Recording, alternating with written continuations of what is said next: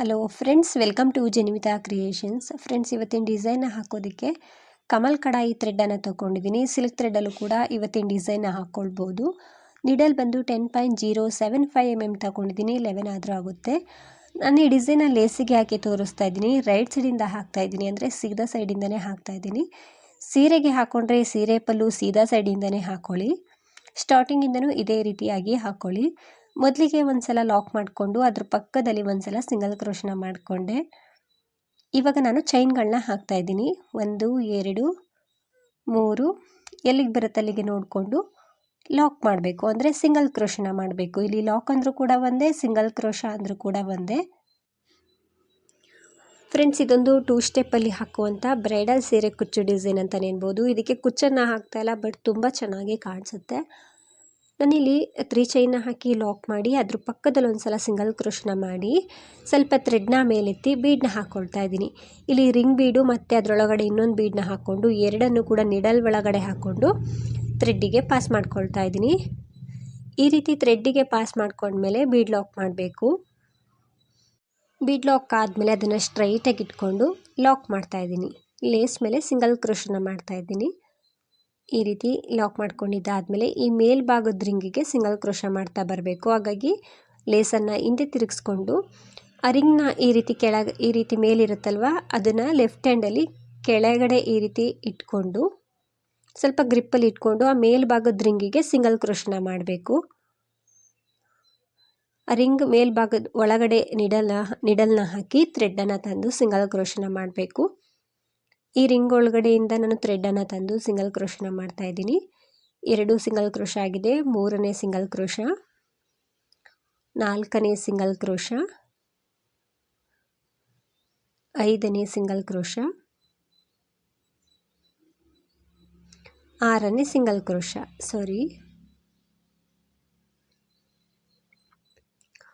ಒಂದು 6 ಸಲ ಸಿಂಗಲ್ ಕ್ರೋಶನ ಮಾಡ್ಕೊಳ್ತೀನಿ.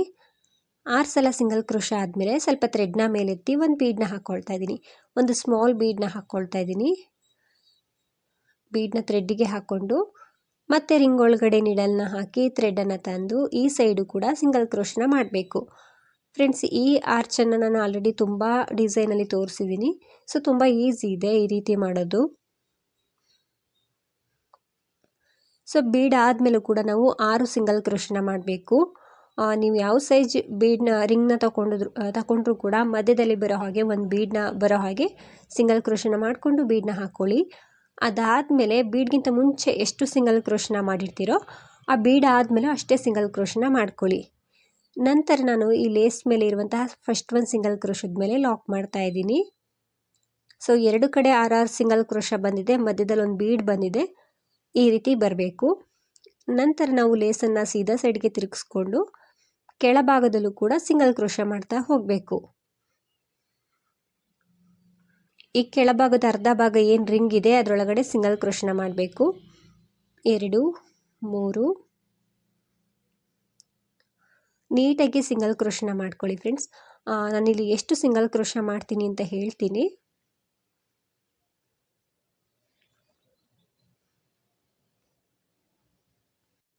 ಇಲ್ಲಿ ನಾನು ಪೂರ್ತಿ ಸಿಂಗಲ್ ಕ್ರೋಶನ ಮಾಡಿ ಈ ಲಾಕ್ ಹಿಂದೆ ನಿಡಲ್ನ ಹಾಕಿ ಥ್ರೆಡ್ಡನ್ನು ತಂದು ಸಿಂಗಲ್ ಕ್ರೋಶನ ಮಾಡ್ತಾ ಇದ್ದೀನಿ.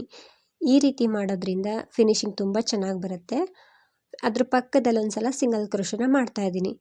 ಫ್ರೆಂಡ್ಸ್, ನಾನಿಲ್ಲಿ ಕೆಳಗಡೆ ಆರ್ಚಲ್ಲಿ ಅರ್ಧ ಭಾಗ ರಿಂಗ್ ಏನಿದೆ ಇಲ್ಲಿ ಒಟ್ಟು 11 ಸಿಂಗಲ್ ಕ್ರೋಶನ ಮಾಡಿದ್ದೀನಿ ಕೆಳಭಾಗದಲ್ಲಿ. ಅದಾದಮೇಲೆ ಆ ಲಾಕ್ ಹಿಂದೆ ಒಂದ್ಸಲ ಲಾಕ್ ಮಾಡಿ ನಂತರ ಲೇಸ್ ಮೇಲೆ ಒಂದ್ಸಲ ಲಾಕ್ ಮಾಡಿಕೊಂಡು ಇವಾಗ 3 ಚೈನ್ನ ಹಾಕ್ಕೊಳ್ತಾ ಇದ್ದೀನಿ. 3 ಚೈನ್ನ ಹಾಕಿ ಅದನ್ನು ಸ್ಟ್ರೈಟಾಗಿ ಇಟ್ಕೊಂಡು ಎಲ್ಲಿಗೆ ಬರುತ್ತೆ ಅಲ್ಲಿಗೆ ನೋಡಿಕೊಂಡು ಲಾಕ್ ಮಾಡಬೇಕು. 4 ಚೈನ್ ಆಗಿತ್ತು, ಹಾಗಾಗಿ 3 ಚೈನ್ನ ಹಾಕ್ಕೊಂಡು ಎಲ್ಲಿಗೆ ಬರುತ್ತೆ ಅಲ್ಲಿಗೆ ನೋಡಿಕೊಂಡು ಲಾಕ್ ಮಾಡ್ತಾ ಇದ್ದೀನಿ. ನಂತರ ಅದ್ರ ಪಕ್ಕದಲ್ಲಿ ಒಂದ್ಸಲ ಸಿಂಗಲ್ ಕ್ರೋಶ. ಸೊ ಬೇಸ್ ಲೈನ್ಗೆ ಬೇಕಿದ್ರೆ ನೀವು ಕುಚ್ಚನ್ನು ಕಟ್ಕೊಳ್ಬೋದು, ಅಷ್ಟು ಚೆನ್ನಾಗಿ ಕಾಣಿಸುತ್ತೆ ಇದು.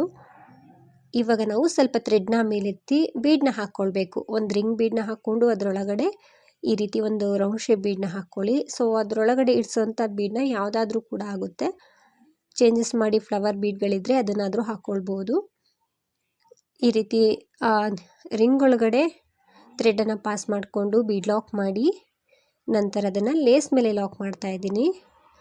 ಲೇಸ್ ಮೇಲೆ ಲಾಕ್ ಮಾಡಿದ್ಮೇಲೆ ಮತ್ತೆ ಈ ಮೇಲ್ಭಾಗದಲ್ಲಿ ಸ್ಟಾರ್ಟಿಂಗ್ ಆರ್ಚಲ್ಲಿ ಮಾಡಿದ್ವಲ್ಲ ಅದೇ ರೀತಿ ಸಿಂಗಲ್ ಕ್ರೋಶೆಗಳನ್ನ ಮಾಡಬೇಕು. ಹಾಗಾಗಿ ಲೇಸನ್ನು ಹಿಂದೆ ತಿರುಗಿಸ್ಕೊಂಡು ಲೆಫ್ಟ್ ಹ್ಯಾಂಡಲ್ಲಿ ಆ ರಿಂಗನ್ನು ಇಟ್ಕೊಂಡು ಈ ರೀತಿ ಮೇಲ್ಭಾಗದ ರಿಂಗ್ ಒಳಗಡೆ ನಿಡಲ್ನ ಹಾಕಿ ಥ್ರೆಡನ್ನು ತಂದು ಸಿಂಗಲ್ ಕ್ರೋಶನ ಮಾಡಬೇಕು.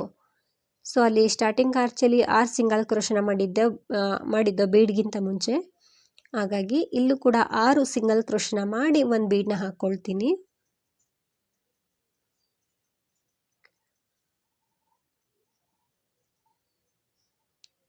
ಆರು ಸಿಂಗಲ್ ಕ್ರೋಶ ಆದಮೇಲೆ ಒಂದು ಬೀಡನ್ನ ಹಾಕ್ಕೊಳ್ತಾ ಇದ್ದೀನಿ. ಬೀಡನ್ನ ಥ್ರೆಡ್ಡಿಗೆ ಹಾಕ್ಕೊಂಡು ಮತ್ತೆ ನಾವು 6 ಸಿಂಗಲ್ ಕ್ರೋಶನ ಆ ಸೇಮ್ ಪ್ಲೇಸಲ್ಲೇ ಮಾಡ್ಕೊಳ್ಬೇಕು, ಅಂದರೆ ಮೇಲ್ಭಾಗದ ರಿಂಗಲ್ಲೇ ಮಾಡ್ಕೊಳ್ಬೇಕು. ಫ್ರೆಂಡ್ಸ್, ನೀವೇನಾದರೂ ಫಸ್ಟ್ ಟೈಮ್ ನೋಡ್ತಿದ್ರೆ ಹೊಸಬ್ರಾಗಿದ್ದರೆ ಪ್ಲೀಸ್ ನಮ್ಮ ಚಾನಲ್ನ ಸಬ್ಸ್ಕ್ರೈಬ್ ಮಾಡಿ. ಹಾಗೆಯೇ ಫೇಸ್ಬುಕ್ಕಲ್ಲಿ ಏನಾದರೂ ನೋಡ್ತಿದ್ರೆ ಫೇಸ್ಬುಕ್ ಪೇಜನ್ನು ಫಾಲೋ ಮಾಡಿ. ಸೊ ತುಂಬ ಈಸಿ ಡಿಸೈನ್, ಈವನ್ ಬಿಗಿನರ್ಸು ಕೂಡ ಹಾಕ್ಕೊಳ್ಳುವಂಥ ಡಿಸೈನು, ಕಷ್ಟ ಏನಿಲ್ಲ. ಸೊ ನಾನಿಲ್ಲಿ ಮೇಲ್ಭಾಗದಲ್ಲಿ 6 ಸಲ ಸಿಂಗಲ್ ಕ್ರೋಶನ ಮಾಡಿಕೊಂಡೆ ಬೀಡ್ ಆದಮೇಲೂ ಕೂಡ. ನಂತರ ಈ ಫಸ್ಟ್ ಒಂದು ಸಿಂಗಲ್ ಕ್ರೋಶದ ಮೇಲೆ ಲಾಕ್ ಮಾಡ್ತಾ ಇದ್ದೀನಿ.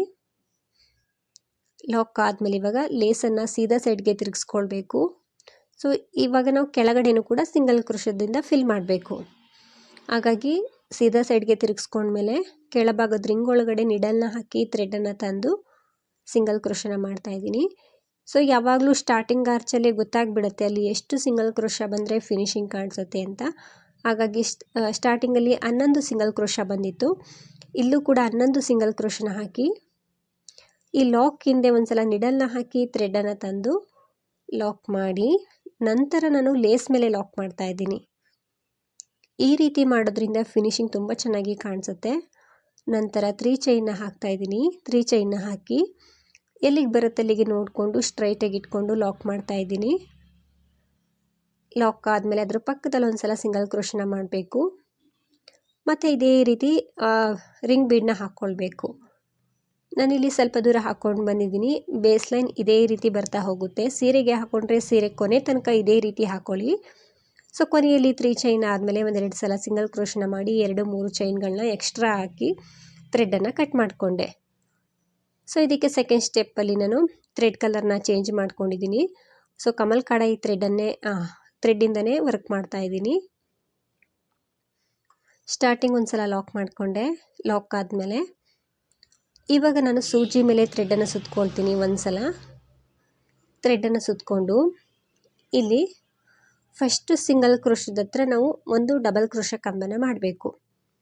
ನೀಡಲ್ನ ಹಾಕಿ ಥ್ರೆಡನ್ನು ತಂದು ಸೂಜಿ ಮೇಲೆ 3 ದಾರ ಇರುತ್ತೆ. 2 ದಾರದಲ್ಲಿ ಒಂದು ಮತ್ತೆರಡು ದಾರದಲ್ಲಿ ಒಂದ್ಸಲ ಥ್ರೆಡನ್ನು ಮೇಲ್ ಪಾಸ್ ಮಾಡ್ಕೊಳ್ಬೇಕು. ಮೇಲ್ ಪಾಸ್ ಮಾಡ್ಕೊಂಡ್ಮೇಲೆ ನಾವು 3 ಚೈನ್ನ ಹಾಕಿ ಅದೇ ಡಬಲ್ ಕ್ರೋಶ ಕಂಬದ ಕೆಳಗಡೆಯಿಂದ ಹೋಗಿ ಕಂಬದ ಹಿಂದೆಯಿಂದ ಈ ರೀತಿ ಹೋಗಿ ಥ್ರೆಡನ್ನು ತಂದು ಲಾಕ್ ಮಾಡಬೇಕು. ಲಾಕ್ ಮಾಡಿದಾಗ ಅಲ್ಲೊಂದು ಪಿಕೋಟ್ ಆಗುತ್ತೆ. ಮತ್ತು ಸೂಜಿ ಮೇಲೆ ಥ್ರೆಡನ್ನು ಸುತ್ಕೊಳ್ತೀನಿ. ಸೆಕೆಂಡ್ ಒಂದು ಸಿಂಗಲ್ ಕ್ರೋಶದ ಮೇಲೆ ನಿಡಲ್ನ ಹಾಕಿ ಥ್ರೆಡನ್ನು ತರಬೇಕು. ಸೂಜಿ ಮೇಲೆ 3 ಲೂಪ್ಗಳಿರುತ್ತೆ. ಸೊ 3 ಲೂಪ್ ಇರುತ್ತೆ. ಫಸ್ಟು 2 ಲೂಪಲ್ಲಿ ಒಂದ್ಸಲ ಥ್ರೆಡನ್ನು ಮೇಲ್ ಪಾಸ್ ಮಾಡಿ ಮತ್ತೆರಡು ಲೂಪಲ್ಲಿ ಥ್ರೆಡನ್ನು ಮೇಲ್ ಪಾಸ್ ಮಾಡಿಕೊಂಡ್ರೆ ಡಬಲ್ ಕ್ರೋಶ ಕಂಬ ಆಗುತ್ತೆ. ಕಂಬ ಆದಮೇಲೆ 3 ಚೈನ ಹಾಕಿ ಮತ್ತು ಅದೇ ಕಂಬದ ಕೆಳಗಡೆ ಹೋಗಿ ಥ್ರೆಡನ್ನು ತಂದು ಲಾಕ್ ಮಾಡಿದ್ರೆ ಕಂಬಕ್ಕೆ ಪಿಕೋಟ್ ಆಗುತ್ತೆ. ಈ ಸೆಕೆಂಡ್ ಸ್ಟೆಪ್ಪು ಕೂಡ ತುಂಬಾ ಈಸಿ ಇದೆ, ಕಷ್ಟ ಏನಿಲ್ಲ. ಸೊ ಎಲ್ಲ ಸಿಂಗಲ್ ಕ್ರೋಶದ ಮೇಲೂ ಕೂಡ ಡಬಲ್ ಕ್ರೋಶ ಕಂಬ ಬರುತ್ತೆ, ಪಿಕೋಟ್ ಬರುತ್ತೆ. ಇದಕ್ಕೆ ಬೇಕಿದ್ರೆ ನೀವು ಬೀಡ್ಗಳನ್ನ ಹಾಕ್ಕೊಳ್ಬೋದು ಪಿಕೋಟ್ ಮಾಡಬೇಕಿದ್ರೆ. ಸೊ ಡಬಲ್ ಕ್ರೋಶ ಕಂಬ ಆದಮೇಲೆ ಅದೇ ಕಂಬದ ಕೆಳಗಡೆ ಹೋಗಿ ಥ್ರೆಡನ್ನು ತಂದು ಲಾಕ್ ಮಾಡಬೇಕು. ಮತ್ತು ಸೂಜಿ ಮೇಲೆ ಥ್ರೆಡನ್ನು ಸುತ್ಕೊಳ್ತೀನಿ. ಮತ್ತು ನೆಕ್ಸ್ಟ್ ಸಿಂಗಲ್ ಕ್ರೋಶದ ಮೇಲೆ ಹೋಗಿ ಥ್ರೆಡನ್ನು ತಂದು ಡಬಲ್ ಕ್ರೋಶ ಕಂಬ ಆದಮೇಲೆ 3 ಚೈನ್ನ ಹಾಕಿ ಅದೇ ಕಂಬಕ್ಕೇ ಲಾಕ್ ಮಾಡ್ಕೊಳ್ತೀನಿ.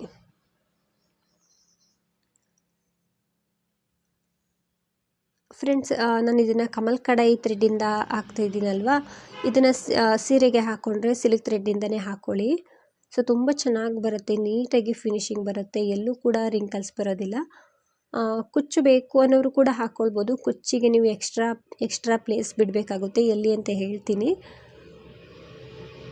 ಸೊ ಕುಚ್ಚು ಬೇಡ ಅನ್ನೋರು ಈ ರೀತಿ ಆರ್ಚನ್ನು ಮಾಡ್ಕೊಳ್ಬೋದು. ಕುಚ್ಚು ಹಾಕ್ತಾ ಇದ್ರೂ ಕೂಡ ತುಂಬಾ ಚೆನ್ನಾಗಿ ಕಾಣಿಸುತ್ತೆ. ಫ್ರೆಂಡ್ಸ್, ನೋಡ್ತಿರ್ಬೋದು ಇಲ್ಲಿ ಪೂರ್ತಿಯಾಗಿ ಹಾಕ್ಕೊಂಡಿದ್ದೀನಿ. ಒಟ್ಟು 11 ಪಿಕೋಟ್ಗಳು ಬಂದಿದೆ. 11 ಡಬಲ್ ಕ್ರೋಶೆ ಕಂಬಕ್ಕೆ ಪಿಕೋಟ್ಗಳನ್ನ ಮಾಡ್ಕೊಂಡಿದ್ದೀನಿ. ನಂತರ ಈ 3 ಚೈನ್ ಗ್ಯಾಪಲ್ಲಿ ಲಾಕ್ ಮಾಡ್ತಾ ಇದ್ದೀನಿ. ಆ 3 ಚೈನ್ ಗ್ಯಾಪಲ್ಲಿ ಹೋಗಿ ಲಾಕ್ ಮಾಡಿ. ಸೊ ಈ ರೀತಿ ಆರ್ಚ್ ಕಾಣಿಸುತ್ತೆ. ಸೊ ಬೇಕು ಅಂದರೆ ನೀವು ಬೀಡನ್ನ ಹಾಕ್ಕೊಳ್ಬೋದು. ನಂತರ ಇಲ್ಲಿ ಫಸ್ಟ್ ಒಂದು ಸಿಂಗಲ್ ಕ್ರೋಶೆ ಇರುತ್ತೆ ನೋಡಿ, 3 ಚೈನ್ ಲಾಕ್ ಇರುತ್ತಲ್ವ, ಆ ಲಾಕ್ ಮೇಲೆ ಒಂದ್ಸಲ ಲಾಕ್ ಮಾಡಿ. ನಂತರ ಸೆಕೆಂಡ್ ಒನ್ ರಿಂಗ್ ಏನಿದೆ ಅದರಲ್ಲಿ ಫಸ್ಟ್ ಸಿಂಗಲ್ ಕ್ರೋಶದ ಮೇಲೆ ನಿಡಲ್ನ ಹಾಕಿ ಥ್ರೆಡ್ಡನ್ನು ತಂದು ಲಾಕ್ ಮಾಡಿ. ನಂತರ ನಾವು ಸ್ವಲ್ಪ ಥ್ರೆಡ್ನ ಮೇಲೆತ್ತಿ ಬೀಡನ್ನ ಹಾಕ್ಕೊಳ್ಬೇಕು. ಇಲ್ಲಿ ಸ್ವಲ್ಪ ಚೇಂಜಸ್ ಮಾಡ್ತಾ ಇದ್ದೀನಿ. ಕುಚ್ಚು ಬೇಕು ಅನ್ನೋರು ಇಲ್ಲಿ ನೀವು ಬರೀ ಸಿಂಗಲ್ ಕ್ರೋಶೆ ಮಾಡ್ತಾ ಹೋಗ್ಬೋದು, ಮಧ್ಯದಲ್ಲಿ ಗ್ಯಾಪನ್ನು ಕೊಡ್ಬೋದು. ಸೊ ಹೀಗೇ ಹಾಕ್ಕೊಳ್ಬೇಕು ಅಂತೇನಿಲ್ಲ, ನೀವು ಚೇಂಜಸ್ ಮಾಡಿ ಈ ಡಿಸೈನ್ನ ಹಾಕ್ಕೊಳ್ಬೋದು. ಒಂದು ಬೀಡನ್ನ ಹಾಕ್ಕೊಂಡೆ. ನಂತರ ಸೆಕೆಂಡ್ ಒಂದು ಸಿಂಗಲ್ ಕ್ರೋಶದ ಮೇಲೆ ನಿಡಲ್ನ ಹಾಕಿ ಥ್ರೆಡ್ಡನ್ನು ತಂದು ಲಾಕ್ ಮಾಡ್ತಾ ಇದ್ದೀನಿ. ಸೊ ಮತ್ತೊಂದು ಬೀಡನ್ನ ಥ್ರೆಡ್ಡಿಗೆ ಪಾಸ್ ಮಾಡಿಕೊಂಡು ಸೆಕೆಂಡ್ ಒಂದು ಸಿಂಗಲ್ ಕ್ರೋಶದ ಮೇಲೆ ನಿಡಲ್ನ ಹಾಕಿ ಥ್ರೆಡ್ಡನ್ನು ತಂದು ಲಾಕ್ ಮಾಡ್ತಾ ಇದ್ದೀನಿ. ಸೊ ಇಲ್ಲಿ ಎಲ್ಲ ಕಂಬದ ಮೇಲೂ ಕೂಡ ಸಿಂಗಲ್ ಕ್ರೋಶೆ ಬರುತ್ತೆ, ಅಂದರೆ ಸಿಂಗಲ್ ಕ್ರೋಶದ ಮೇಲೆ ಸಿಂಗಲ್ ಕ್ರೋಶೆ ಬರುತ್ತೆ. ಹಾಗಾಗಿ ನಾನು ನಿಡಲ್ ಮೇಲೆ 2, 3 ಈ ರೀತಿ ಬೀಡ್ಗಳನ್ನ ತಗೊಂಡು ಹಾಕ್ಕೊಳ್ತಾ ಇದ್ದೀನಿ, ಬೇಗ ಆಗುತ್ತೆ ಅನ್ನೋ ಕಾರಣಕ್ಕೆ. ಸೊ ಒಂದೊಂದೇ ಬೀಡನ್ನ ಥ್ರೆಡ್ಡಿಗೆ ಪಾಸ್ ಮಾಡಬೇಕು. ಅದ್ರ ಪಕ್ಕದಲ್ಲಿರುವಂತಹ ಸಿಂಗಲ್ ಕ್ರೋಶದ ಒಳಗಡೆ ನಿಡಲ್ನ ಹಾಕಿ ಥ್ರೆಡ್ಡನ್ನು ತಂದು ಲಾಕ್ ಮಾಡಬೇಕು. ಅಂದರೆ ಸ್ಟಾರ್ಟಿಂಗು ಕೂಡ ಸಿಂಗಲ್ ಕ್ರೋಶೆ ಮಾಡಿದ್ದು, ಇವಾಗೂ ಕೂಡ ಸಿಂಗಲ್ ಕ್ರೋಶೆ ಮಾಡ್ತಾ ಇರೋದು. ಹಾಗಾಗಿ ಸಿಂಗಲ್ ಕ್ರೋಶದ ಮೇಲೆ ಸಿಂಗಲ್ ಕ್ರೋಶೆ ಬರ್ತಾ ಹೋಗುತ್ತೆ, ಬಟ್ ಬೀಡನ್ನ ಹಾಕ್ಕೊಂಡು ನಾವು ಸಿಂಗಲ್ ಕ್ರೋಶೆ ಮಾಡಬೇಕು. ಸೊ ಎಲ್ಲ ಸಿಂಗಲ್ ಕ್ರೋಶದ ಮೇಲೆ ಕೂಡ ಇದೇ ರೀತಿಯಾಗಿ ಒಂದೊಂದೇ ಬೀಡನ್ನ ಹಾಕ್ಕೊಂಡು ಪೂರ್ತಿಯಾಗಿ ಹಾಕ್ಕೊಳ್ತೀನಿ. ಸೊ ತುಂಬ ಚೆನ್ನಾಗಿ ಬರುತ್ತೆ ಫ್ರೆಂಡ್ಸ್ ಇದು. ನಾನಿಲ್ಲಿ ಪೂರ್ತಿಯಾಗಿ ಹಾಕ್ಕೊಂಡಿದ್ದೀನಿ. ಕುಚ್ಚು ಬೇಕು ಅಂದರೆ ನೀವು ಮಧ್ಯದಲ್ಲಿ ಗ್ಯಾಪನ್ನು ಕೊಡ್ಬೋದು, ಈ ಬೀಡ್ಗಳನ್ನ ಹಾಕ್ಕೊಳ್ತೀರಲ್ವ ಅಲ್ಲಿ. ಒಟ್ಟು 11 ಬೀಡ್ಸ್ಗಳು ಬಂದಿದೆ ಇಲ್ಲಿ. ಕುಚ್ಚು ಬೇಕು ಅಂದರೆ ಇಲ್ಲೊಂದು 1-2 ಸಿಂಗಲ್ ಕ್ರೋಶನ ಸ್ಕಿಪ್ ಮಾಡಿ ಅಲ್ಲಿ ಆ ಜಾಗಕ್ಕೆ ಒಂದು 3 ಚೈನ ಹಾಕಿ ಬೀಡ್ಗಳನ್ನ ಹಾಕ್ಕೊಳ್ಬೋದು ಕುಚ್ಚು ಬೇಕು ಅಂದರೆ. ಸೊ ಪೂರ್ತಿಯಾಗಿ ಹಾಕ್ಕೊಂಡಿದ್ದಾದಮೇಲೆ ಲಾಕ್ ಮೇಲೆ ಲಾಕ್ ಮಾಡಿಕೊಂಡೆ ನಾನು. ನಂತರ ಆ 3 ಚೈನ್ ಲಾಕಲ್ಲಿ 3 ಚೈನ್ ಗ್ಯಾಪಲ್ಲಿ ಸಿಂಗಲ್ ಕ್ರೋಶನ ಮಾಡಿಕೊಂಡೆ. ಇವಾಗ ಸೂಜಿ ಮೇಲೆ ಥ್ರೆಡ್ಡನ್ನು ಸುತ್ತಕೊಂಡು ಈ ಫಸ್ಟ್ ಒನ್ ಏನು ಸಿಂಗಲ್ ಕ್ರೋಶೆ ಇರುತ್ತಲ್ವ ಅದರೊಳಗಡೆ ನಿಡಲ್ನ ಹಾಕಿ ಥ್ರೆಡ್ಡನ್ನು ತಂದು ಡಬಲ್ ಕ್ರೋಶೆ ಕಂಬನ ಮಾಡ್ತಾ ಇದ್ದೀನಿ. ಫ್ರೆಂಡ್ಸ್, ಇಲ್ಲಿ ನೀವು ಪಿಕೋಟ್ ಮಾಡಬೇಕಿದ್ರೂ ಕೂಡ ಬೀಡನ್ನ ಹಾಕ್ಕೊಳ್ಬೋದು, ಅಥವಾ ಪಿಕೋಟ್ ಮಧ್ಯದಲ್ಲಿ ಬರೋ ಹಾಗೆ ಒಂದು ಬೀಡನ್ನ ಹಾಕ್ಕೊಳ್ಬೋದು. ಸೊ ನಾನಿಲ್ಲಿ ಡಬಲ್ ಕ್ರೋಶೆ ಕಂಬನ ಮಾಡಿಕೊಂಡೆ ಸ್ಟಾರ್ಟಿಂಗ್ ಸಿಂಗಲ್ ಕ್ರೋಶದ ಮೇಲೆ. ನಂತರ 3 ಚೈನ ಹಾಕಿ ಅದೇ ಕಂಬಕ್ಕೆ ಲಾಕ್ ಮಾಡ್ತಾ ಇದ್ದೀನಿ.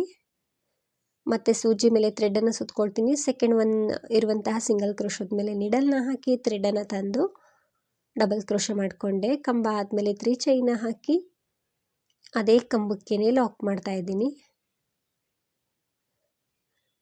ಮತ್ತು ಸೂಜಿ ಮೇಲೆ ಥ್ರೆಡ್ಡನ್ನು ಸುತ್ತಕೊಂಡು ನೆಕ್ಸ್ಟ್ ಒನ್ ಇರುವಂತಹ ಸಿಂಗಲ್ ಕ್ರೋಶದ ಮೇಲೆ ಡಬಲ್ ಕ್ರೋಶೆ ಕಂಬ ಆದಮೇಲೆ 3 ಚೈನ್, ನಂತರ ಅದೇ ಕಂಬಕ್ಕೆ ಲಾಕ್ ಮಾಡ್ತಾ ಇದ್ದೀನಿ. ಸೊ ಇದೇ ರೀತಿಯಾಗಿ ಪೂರ್ತಿಯಾಗಿ ಹಾಕ್ಕೊಳ್ತೀನಿ ನಾನು. ಫ್ರೆಂಡ್ಸ್, ನೋಡ್ತಿರ್ಬೋದು ನಾನು ಪೂರ್ತಿಯಾಗಿ ಹಾಕ್ಕೊಂಡಿದ್ದೀನಿ.